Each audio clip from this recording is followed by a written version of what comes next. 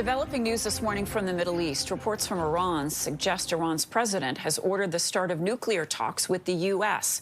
The move comes after Iran's foreign minister told CNN Sunday he was confident a deal could be reached with the U.S. on Tehran's nuclear program.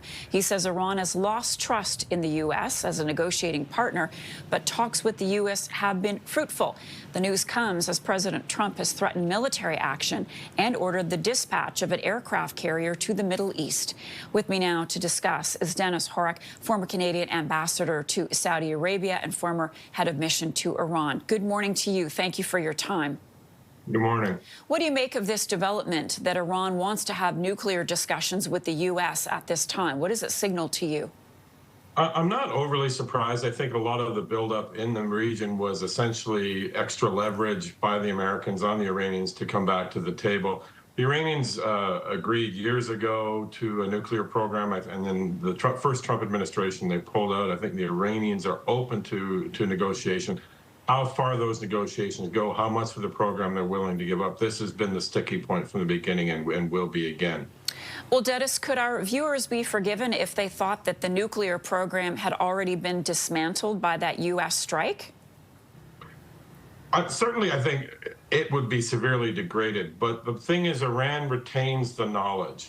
They retain the ability to rebuild it somewhere in the country. So that's something you can't eliminate with bombs. So, is there a diplomatic solution, do you think, on the table to avoid further escalation? And if so, what would that look like? What would Iran have to do?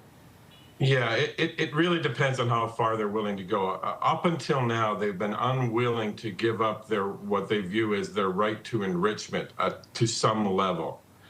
The Americans and the Europeans previously had pushed for as far as they could go, and the Iranians sort of had a red line.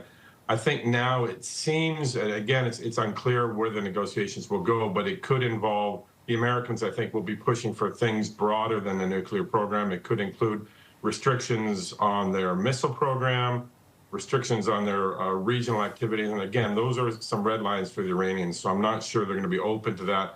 On the other hand, I think they're desperately looking for economic relief, and that would come with lifting of sanctions, and that will take some concessions. So I think the Iranians are going to try and have to balance here what has been their traditional strategic posture in terms of nuclear program and missiles and the like, and sanctions relief. Certainly, we've seen over the past several weeks the demonstrations, and they got to very critical levels for the regime. They're based on economic issues, and the only way around those is sanctions relief. Dennis, where does this leave other regional players? I'm thinking Israel, Saudi Arabia.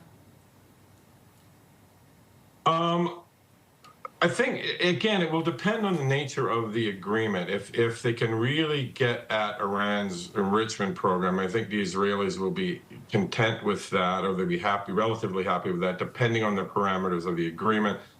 Issues related to the missile program, I think, would certainly make the Israelis and even the Gulf Arabs happier as well. They're the ones that are vulnerable to, especially the Gulf Arab, to the missiles that Iran has, the arsenal that Iran has. So if it was a much more comprehensive agreement, then I think certainly there would be support for it. The Israelis would be looking for perhaps a little bit more than the Gulf Arabs in terms of regional activities. And again, that's going to be a hard nut to crack. Dennis Horak is a former Canadian ambassador to Saudi Arabia. Thank you so much for being with us today and giving us your analysis. My pleasure.